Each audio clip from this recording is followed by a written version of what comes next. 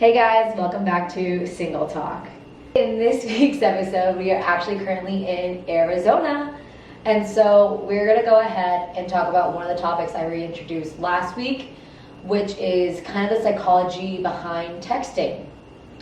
So relationships nowadays are all about texting and communicating and literally using the phone for everything.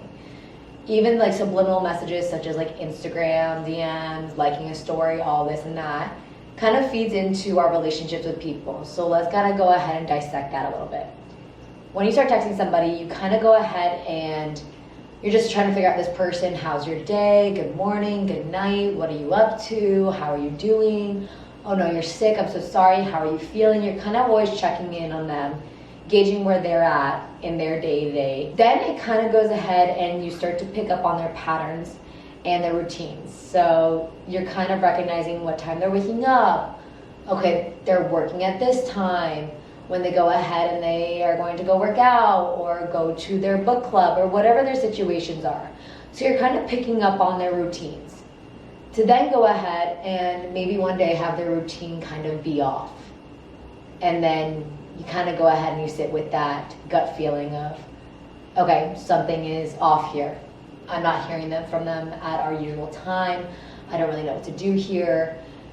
And so then you kind of start to panic and then you get in your head. And I feel like that kind of goes hand in hand with self-sabotaging in a sense, because at the end of the day, people are just people. Sometimes routines go ahead and get mixed up. Sometimes you decide to sleep in instead of going for your 7 a.m. workout. Or you're sick and you don't feel like being on your phone. So I think with texting, it does create this false intimacy because you think you know a person in their routine and their day-to-day, when in reality, you're just actually getting to know this person. And I think that there's a huge difference between effective communication and constant communication. I think talking to a person a couple times in the morning, letting them do their thing during the day, hopping on a phone call at night is more effective and beneficial for a relationship versus going ahead and just talking to them all the time with this, how are you? How are you? How are you? And so that's my take on texting with Single Talk. Thank you guys for coming, and I'm gonna go enjoy the rest of Arizona. Love you guys. Bye.